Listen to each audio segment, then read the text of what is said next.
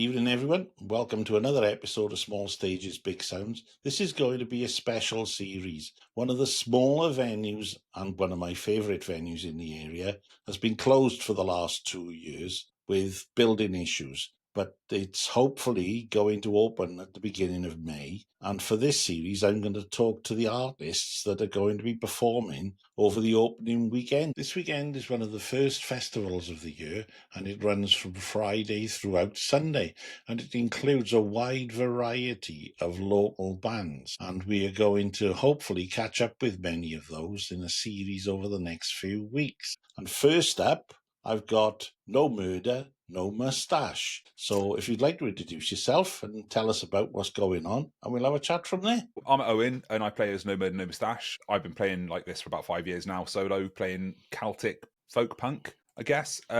Generally play around South Wales. I think I played the Dragonffli on the last fly stock before it shut as well, acoustically. But yeah, I think I'm playing first on the Friday of the first day of the weekend. You are indeed. I checked that. So hopefully we can garner a bit of support for you that night. Yeah, that'd be amazing. So I mean, the Dragonffli. So I've played there a lot of times, like in this setup, but also in setups before.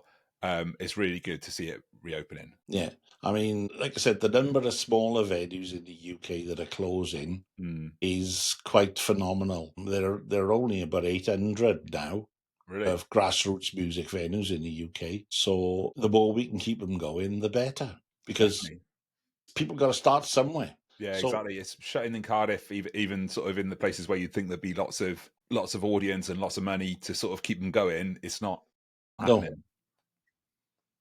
Like Womanby Street, you got the 3 bars on Womanby Street, and even the Moon closed for a short period. But the Moon's shut now completely. Well, the DIY rock, like alternative Moon, anyway. I think it's being absorbed under the Music Venue Trust. Oh, okay. And being reopened. Oh, really? So, yeah. Okay. So that's a good thing. That's the one thing the Music Venue Trust is opening various bars around which are unlikely to close. So hopefully it'll keep it going. So a rather unusual name for a performer. How did you come to that? Well, I don't know. It's like torn between using my own name and using a different name. And then I heard somebody say it, and I was like, you know what, that'd be a really good band name. And I was like, that would be a really good band name. And I'm looking for a band. And it just kind of came together. I was like, you know what, actually, but it does kind of fit with the music as well that I play, because I feel like I've got a lot of kind of fun, like not comedy songs, but kind of like fun songs about drinking too much beer and stuff like that. But I've also got lots of serious ones as well. And so I kind of felt like you've got the murder side of it and you've got the mustache side of it, and it all kind of comes together to fit the style. Yeah, I was just listening to 6 Pints of Guinness just now. That made me chuckle. I'm on 3.5. I don't get as far as 1 these days. Oh, no. So what sort of things can they expect for you? Well, when I play live, normally because I play with the sort of loop pedal, which has got all the Celtic bits on as well. So it's like, I'll be on first. So the ideal situation is people had a couple of beers before I start, but it's quite early. So 6:30, you never know. But I'll be jumping around, shouting a bit, singing a bit, trying to sing a bit, hopefully not breaking a guitar string. But yeah, I'd like to try and start things off with a bit of a bang. So I try and play, I'll bring the fun songs. I'll have a couple of serious songs. I'll have a Welsh language song or two maybe. And yeah, we'll just kind of go from there. There's a brilliant night stacked that night anyway. So it's going to be really good. I'm looking forward to playing, and then I'm looking forward to hanging around. Good. And just enjoying it. It's nice that people stay around after, because what I've noticed, particularly places like the Dragonffli, is that people come to watch the bands they want to watch and then they go. Yeah. And the last band of the night is usually playing to a dozen people. Yeah, it's really difficult because you've got, and it took a while for me to get my head around this, but like you've got to think about it as a whole night, haven't you? Like, when you go to some of the medium venues, they're not bothered about individual bands, because what they're doing is putting on an entertainment event that covers start to finish, and people might come and go, which can be frustrating as a performer. But actually, it's about it's not about you; it's about the whole thing. And so, making sure that happens, making sure you stick around to watch bands come down early, to watch the other bands and stuff. It is really important. I know not everyone can do it; everyone's got other things going on. But if you can, it's well worth doing. You never know what you might discover. I mean, what I'm looking forward to is the new layout in the Dragonffli. I've been lucky enough, because I'm friends with Nick, to see some of the early photos, and it's looking quite nice in there. Oh yeah, because So you never know when you go to a venue. Obviously, you've been to the Dragonfly before, but when you go somewhere brand new, you just never know what it's going to be like. it's probably about 50% bigger than it was before. So hopefully we'll get more people in there. Yeah, that'd be fantastic.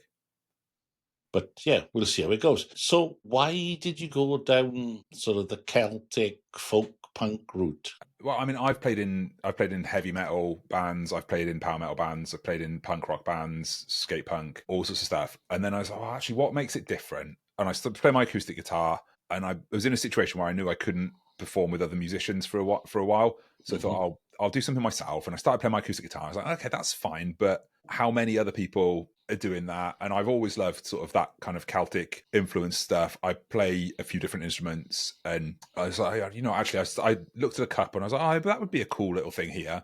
And then it kind of just grew and grew from there. And like some of the really early stuff is like literally before I'd even written the first EP. It's not as Celtic. It's not Celtic. Some of it's not Celtic at all. But because it's just me, I can do what I want. Yeah. So when I feel like doing a Celtic song, I do, and I often do.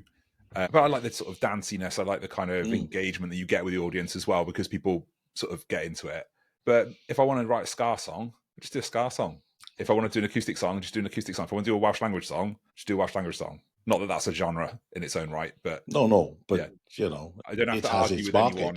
I don't have to argue with anyone about what sort of song we're going to do. It just, what comes out of my head is what comes out. I mean, some of the stuff I've listened to is actually very catchy, and I think you've got a good voice as well as a good instrumentalist. So, hopefully see where it goes from you. Yeah, definitely. So, I'm working on the second album at the moment, so hoping to have that done towards the end of the summer. Okay. And do that. So it'll be another 12, 13 tracks on the go, if I get myself around to actually doing it. Well, if you get yourself around to doing it, you find it finished and you'd like a review. Oh, yes, definitely. Just drop it, a copy across to me, and I'll write the review for it. Oh, fantastic. Up on Uberrock. Thank you. So this is a double whammy. Brilliant. Yes, excellent. Extra promotion. Yeah, well, if it's free, free's my favourite price. Extorting the DIY musician. No, I'm joking. Extorting the man that doesn't get paid anything for doing it as well. Very true. Yeah, hang on. Something's wrong here. What? Neither of us are getting paid anything. No, I know. It's what you do for friends, I suppose. I know. It's about the love, isn't it? Yeah. And it's what it is. I just do it because I enjoy doing it. I take photographs, and this podcast is just a new project for me. So it's just a case of trying to help people in the smaller venues. Yeah, which is how I came up. Which is how I came up with the title. And the thing is, like, the more you look into what new music's out there, what's going on, go and see the support bands, go and see the random. I saw somebody post that I don't normally like support bands. So how can you not like support bands? That's not a thing. No. It's not a style of music. But anyway, I digress. I bet you find so much awesome stuff, and like, they don't have to be the next big thing that you discover in a tiny venue. It doesn't matter if they play tiny venues forever. If you just find a band that you like, you'll find loads and loads of them. And it's really rewarding to see bands in those spaces up close where they really appreciate it, rather than one of 70,000 people that is just a face in the crowd. No, you're not even a face in the crowd. It's 70,000 you. Yeah, you're in the stadium behind a pillar looking at it on TV. Yeah, that was it. That was my experience of Billy Joel. Exactly that. But anyway, enough of this rubbish. So you got this new album coming out. Are you touring, or are you just picking gigs up as and when? At the moment, I'm picking gigs up as I go. I've got this Dragonffli one. I've got one in Ashton and Deline in May, and I've got a private one. I'm playing at a wedding for some reason in August. Don't know how, but I'm doing it. Somebody obviously likes it. But I think they're having like a festival wedding. So yeah, we'll see how that goes down. But yeah, fingers crossed. But yeah, I'm looking to book in as much as I can, really. One of the perils of like doing it DIY is that you've got to write all the music, you've got to record all the music, you've got to try and book the gigs, you've got to try and do the promotion and all that sort of stuff. So yeah, do what you can and jump on whatever shows are going. So yeah, if anyone's watching and wants to put me on a show, that would be very much appreciated. Well, we can only see what comes out of the weekend. But as I said, I'll be there. We'll take some photos so you can have those for nothing. So You definitely get a copy of the new album then. I don't, like I said, I do it because I like music. Yeah. No, I know what you mean. Yeah. It's great that we've got. It is great to see people come out to these spaces. I almost feel like it's growing a little bit more. I was in Newport last weekend and it was absolutely packed. I mean, not to see me, but people were here to see bands in general. They wanted to be part of it. It was free entry, donation entry, and they just wanted to come down, listen to music, and just have a great time. And they did. It was packed. Good. So there we are then, Owen. That's brilliant. Just a quick introduction to yourself. Thanks for your time. I'll send you the links once I've edited it. And if you can send me some original MP3s or a video of yours that isn't done by someone else, because I know you've got the one from the album. All my music videos are filmed by me. Right. It's only the live videos that are filmed by anyone else. Okay. And to be honest, most of the live videos are filmed by me as well. So Big I said it's DIY, right? Yeah, any of the music videos. If you want to use 6 Pints of Guinness music video, yeah, just use it off YouTube. That's fine. That's what I've filmed it all. So, okay, that's brilliant. And like I said, I'll put a clip in at the beginning and at the end, just so people know where they got to come. Awesome. But thanks, Dave. I really appreciate it. That's you're welcome. That's really good. Nice to have a chat with you as well. I'll see you at the Dragonffli. Awesome. Take care. Ta-ra. Take care, Owen. Bye now. Hello, everyone. Here we are again, Small Stages, Big Sound, and I'm joined today by Ed from the Lost and Found, who are actually playing at Flystock this year. So, welcome, Ed. How are you today? Yeah, all good. Doing the run around for the family business, you know what I mean? Yeah, all good. So, what can we expect from you at the Dragonffli in May? So, you're going to be expecting a high-level performance, very energetic. We've got like a kind of a rock indie sound, and we're a good crowd pleaser, and I'll make sure I interact with everyone. Okay, so you said you're sort of a rocky indie sound. How long have you been on the scene? The original band started back in 2013, but it's been through many changes. But with this band at the moment, we've got a new drummer in who's been there for 6 months. But yeah, we've been going for over 12 years. So you got a pretty tight sound when it comes to live performance. Yeah, definitely. So we take a lot of pride in it. Okay, so have you got any music on streaming sites? Yeah, they're all on the platforms. We got it on Spotify, iTunes, etc. Obviously, we got the album called Plastic World, which has been played all over the world. We are looking to do more new material. It is in the bag. It's going into the musical mixer as we speak. Hopefully by the end of this year, we'll get another album out. So how long has been Plastic Wolf in the public domain? Since 2022. So a couple of years then, really? Yeah. We've got busy lives, and we're trying to get in the studio and be there till 1 o'clock in the morning. It's hard work, especially when you got to get up at 5 in the morning. No, don't do that anymore. Don't do getting up until my son calls me. There we are. Fair place. So I'll have to listen to some of that music then, and hopefully we'll see you on the 3rd of May, the Saturday night. Yeah, that's correct. So have you got any big plans for any other gigs or festivals this year? Funny enough, we're playing the Shine On Festival up in Skegness, Butlins next week, which is like the headliners like Ash, you have Cast, EMF. So it's very much the indie sound from the 90s. So that's a big one. We're playing there on the Saturday. We're actually going to Manchester to play All or Nothing Festival in the central of Manchester. Okay. Where in Manchester? I'm not sure. I can't remember what kind of stage it is. The lineup only got announced. Well, the lineup's been out, but the stages have just been announced this week. But I've been rushing around trying to sort out the drummer. Okay. The reason I ask is, like I said, we've got people working in the Manchester area. Brilliant. And I might ask Hannah to pop across and take some photographs if you're up for that. Yeah, that'd be fantastic. I know we take the stage is 1 p.m. on the Saturday. So once I get the confirmation of the stage, I'll get in touch, Dave. Yeah, if you drop me the details, I can do that. Hannah's up, bro. She's only just joined the team, so she's up for anything, really. Oh, fantastic. but we'll take it from there. So you've got these two festivals, and you said you're looking to start recording some new music. How many people in the band, Ed? We got 5 members, so at the moment it's myself on rhythm guitar and lead vocals. We have John the Guitar Spider Davis, who is lead guitar and he is vocals, backing vocals. We have Arnie Edwards on the bass. Sorry, he's 4. And at the moment it's Darren Lewis, but at the moment he's injured, so hopefully he's back in time for the festival, but he's got to go undergo some surgery. Yeah. Lee Nicholas will be stepping in for the time being. Okay. So Lee's been with you before. Yeah, he was actually the drummer for the album. Just not much for him to learn then. No.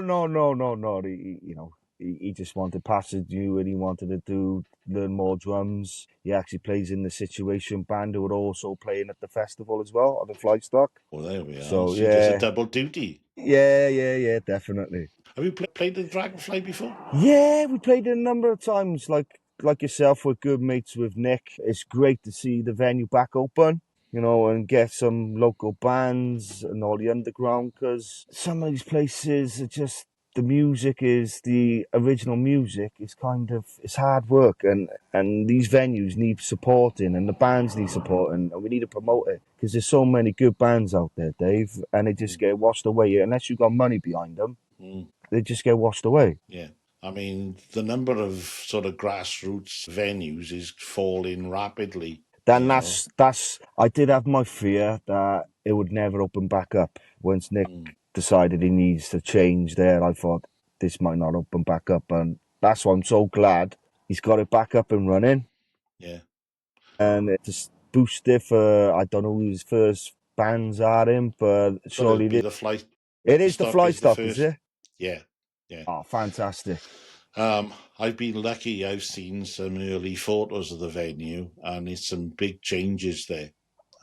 In terms of the staging. So hopefully it'll take off again. Bro. It's, unless you support grassroots music venues, then people like yourselves will never get a start anywhere. Yeah, exactly.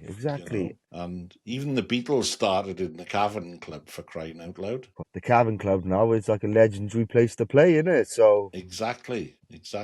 But so maybe one day the Dragonffli, will be that place. But yeah, it's a nice little venue, and people just need to get there and support live music. I know there was a couple of people who actually come from Gloucester way to watch one of the bands, and because they didn't sell tickets, they pulled the gig. Well, they didn't turn up, and we had to play. Yeah. I felt bad for these people who travel for Gloucester to go and watch it.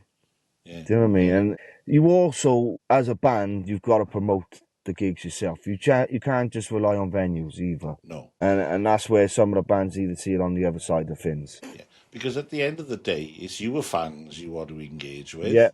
And gain new ones.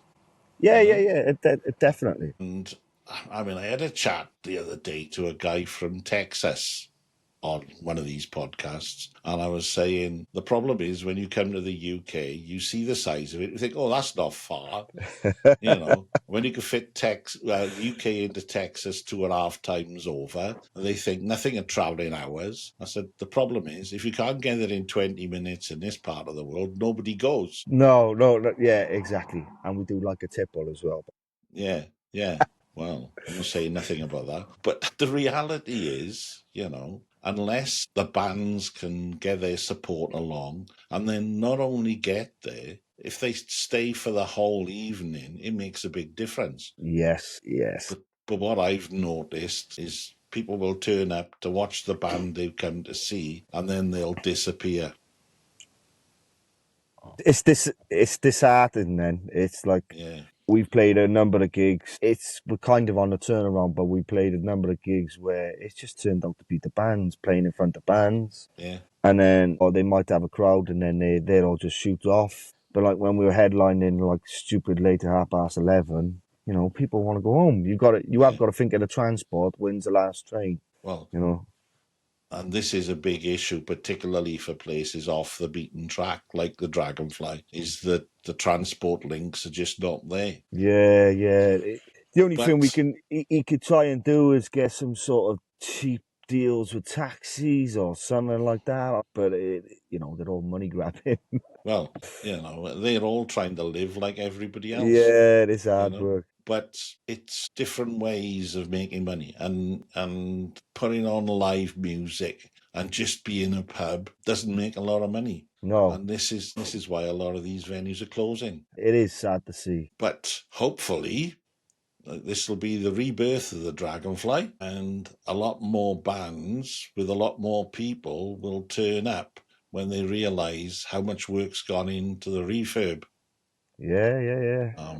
And it's, like I said, it's looking quite good up there. I got to be honest. But because what's the nearest to the Dragonfly for music venues? You're probably looking at Newbridge Memo, you or The Patriot. right, yes, the Patriot over the road, right across Yeah, over the hill. Yeah, I know. yeah, and that place is rammed every weekend. It is. I mean, all right, they put on a lot of cover bands, I was just gonna say, but the cover bands pay the bills because you get crowds in for cover bands, but nobody turns up for original music. okay, so that is my debate. It's a pet hate of mine. People could go and watch a tribute act and pay 20 odd pound. Then you got original bands. We're trying our hardest. Original band got to start somewhere, right? Mm, And some bands, okay, they may not be your cup of tea, but they've gone out and done the effort. They've written songs. They've created the yeah, music. All the nights they've done in practice. yeah, To get to play that first gig, that first slot, get the ball rolling, and then yeah. okay, I've been in cover bands before. Yes, it does. You do get a crowd, but then you get crowds asking you to play songs that you never played before. Mm. Or they might say, "Oh, you didn't sound like the original." Do you know what I mean? And then it's like, all right, Well, mate. be realistic. It's Exactly. like, if you think about what's his name who sings for Queen, Oh, Adam. Adam Lambert, Yeah. phenomenal singer. Doesn't sound Yeah. anything like Freddie Mercury, but I people will don't. still go and see it. Oh, yeah. What is it, like Pink Floyd? What's the Pink Floyd, the Australian Pink Floyd? And people Oh, pay like yeah, 55 to 70 quid. yeah. But then You're never going to see the original Pink Floyd that's again. when you got that, or then you got something like a band which you can actually go out and see on tour, but then go and see a tribute band for like £30, but you can go and pay like 60, 70, like Fleetwood Mac when they were around, and then you're watching a tribute act for 30 quid, and it's just like wow. But that's why I would always go to an original gig. I prefer to see an original band because that's where it starts. And when they make it in, if they ever make it in the big time, like I watched Arctic Monkeys when they first started, we watched them in some bar in Sheffield, and then I ended up over in San Diego watching them. And now look at them now, worldwide tours. You're paying stupid money, Yeah. and that's where it all starts. And Well, it's like I did the sound engineering for those damn crows oh, wicked! at a local festival, on the back of a truck. That's the You way, know? isn't it? Do you know what I mean? And people in the music who love music have always got a story like that. Someone who has seen a band from the beginning in a pub Yeah. and then watch them at the big stage, and you just think, "Wow, wicked, well Yeah. done for them." But you also got a story in yourself. Yeah. It's like Cardinal Black is another one. Yeah, they're good lads. I saw their first gig with the Crows in Cardiff Castle. And I know Chris has been around for a long time. And I went up to him at the end and I said, this band are going to be huge. Mm-hmm. And, they've announced a big American tour within 2 years of that first gig. I know, fantastic. But it's also good for us for the scene, for the South Wales scene as well. Yeah. You know what I mean? It's fantastic. Fire. It's really, really good. And like I said, there's so many bands out there. You can walk down to Wormerby Street back in the day. You see so many bands. I know the Moon Club it closed, but now it's opened back up. And now that's more of like an R&B kind of gone a different direction. And I can understand why. But there's nothing wrong with having a different scene. Yeah, exactly. Because you need music, as my mate would say, it needs diversity. But also music is a diary of life, as my mate would say. It brings you up, It picks you up off the floor. It can also put you down on the floor, and you think about the good times and the bad times. But like I said, I've been following original music for a long time, and I'm a regular attendant up the Fly. So, I don't care what's on up there. I just go up for a night out. Yeah. With I'll my make camera in tow and the band. I'll make sure I get you a couple of pints. And the band gets some free photos, Bro, that'd be fantastic. Well, thanks for your time, Ed. That's all right. I'm glad we got there. That's been brilliant. I'm looking forward to seeing you on the 3rd of May. And as I said, I'll be there. So I'm just going to put this on stop now. Hello, everyone. Welcome back to Small Stages, Big Sounds. This episode is an introduction to Calling All Cars. And I've been joined by James and Gareth from the band.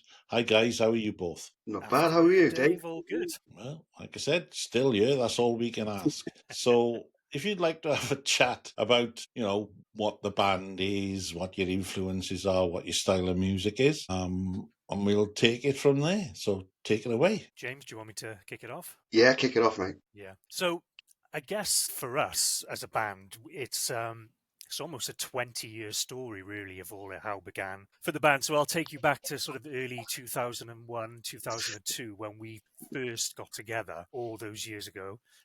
Not saying how old we are, but you can work it out. So yeah, we got together. I mean, me and James have been friends since high school. We started playing together, like in the school band, that sort of thing. And then as we left school, we continued to play in bands, and we formed together with Jason, who's the drummer, a couple of different lineup changes, and then we met with Darren, who's our singer. And so yeah, we played early 2000s under the name of Slider. Played together for a couple of years. Went really well. I mean, you know what it was like back in sort of the early 2000s in regards to gigging, especially around South Wales. It was, it wasn't as I guess diluted as it is now. It was a bit easier to get gigs. There was so many, grassroots venues back then.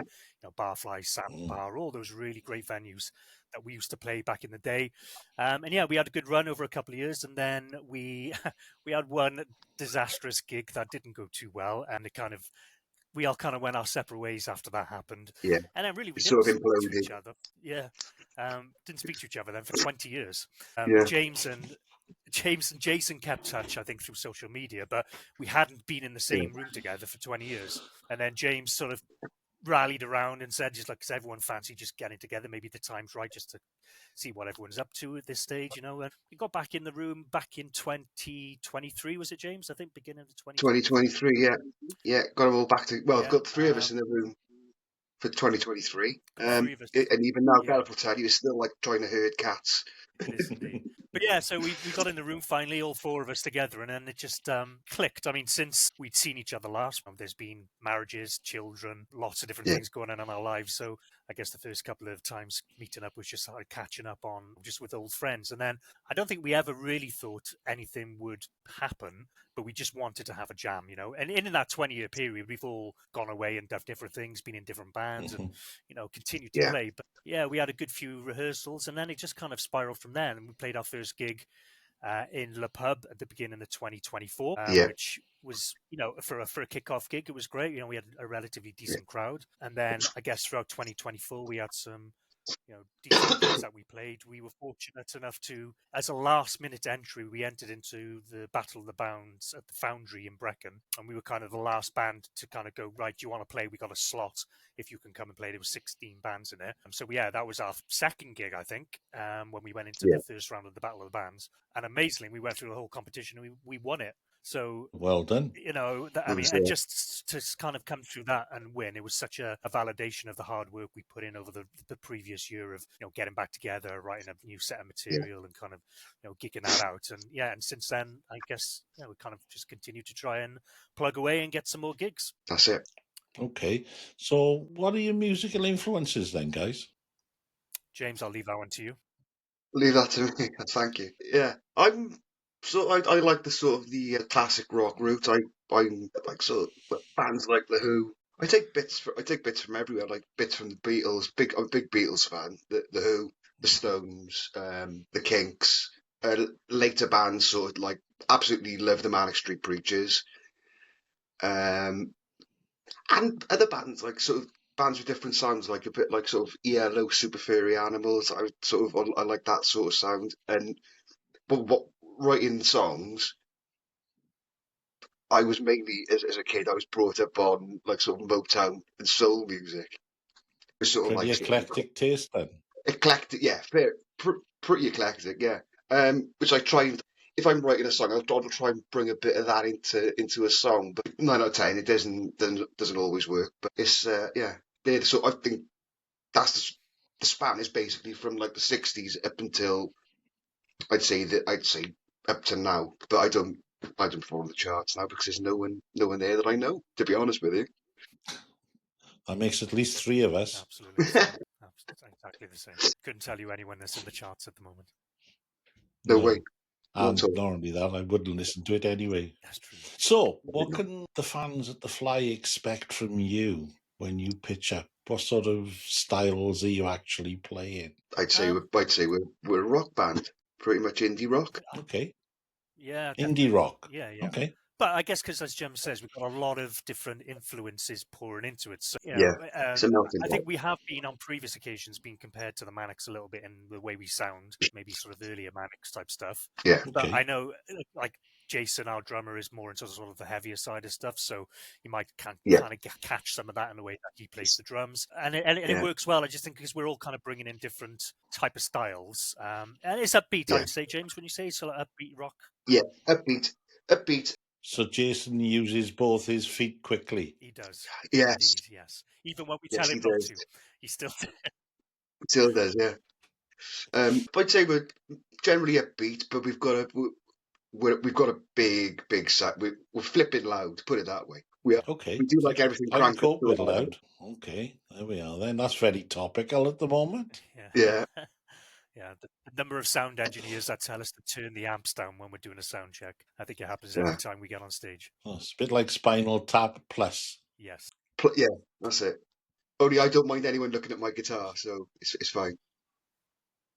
So you the guitarist, James? Yes. What do you do, Gar? Bassist. You the bassist. Yeah. Okay. So the singer's being a prima donna and off doing something else on a Sunday afternoon. Well, he was trying to cut. So he's, to be fair, Dan does work 7 days a week. He owns his own business, so he was working today. He was trying his best to get away, but No, yeah, only James joking. I know. A bit like James says, it's hard to pin the other two down sometimes on occasion. Yeah, that's it. It is hard. I mean, the whole point of this is to try and give people an idea of what they can expect when you pitch up on that Sunday afternoon. I'll add some clips of the sounds that you've sent me to this recording anyway, so they'll have more of an idea. So, have you played at the Dragonffli before, or were you still in hiatus? No, we haven't played that before. Yeah, exactly. We would have been in hiatus at that point. But amazing that it's reopening. I mean, it's such a good story, really, because there's so many grassroots venues closing for one to reopen. Yeah. It's absolutely brilliant, and to get the opportunity to play there, on that weekend, especially for Flystock, is going to be brilliant. You're saying about that, they're closing at a rate of about 2 a week, apparently, according to the Music Venue Trust. Crazy. So it's nice to get one back. This makes things hard for yourselves as musicians to try and get gigs. It is, to find venues that are still open. It is, yeah. I mean, like I said, when we were first playing, there were definitely less bands around at that time. It was still, but I think more people were going out to watch live music back then than they do now. And I think that's the problem is, people want to just stay in, watch stuff online, and they don't want to actually get out and go and watch a live band. And I think it's sad because there's a lot of really, really good live bands out there that are unsigned, and if you go to a venue, you might find a new band that you suddenly fall in love with, and they become your new favorite band. But unless you get out and go and watch those bands and go to those venues and support grassroots music and original music, I think unfortunately, like you said, if two are closing that quickly, before long, it's going to be hardly any other places to play. And like I said, to get a gig, it's just competition all the time because every band wants to play live. That's the bread and butter of any band. And just to get those gigs, it's really difficult. I mean, just to give you an idea, if you're looking for venues to play, the Music Venue Trusts have got together with an American AI company, and they've set up a searchable database called Hereby. Okay. You should be able to see that now. Yeah. Yeah. And this basically is completely searchable. So this has got every current grassroots music venue in the UK and in the US. Okay. So if you wanted to put somewhere in there, I don't know, let's put Aberystwyth, if I can spell it. Can't spell it. That'll do. It'll come up there. Close enough.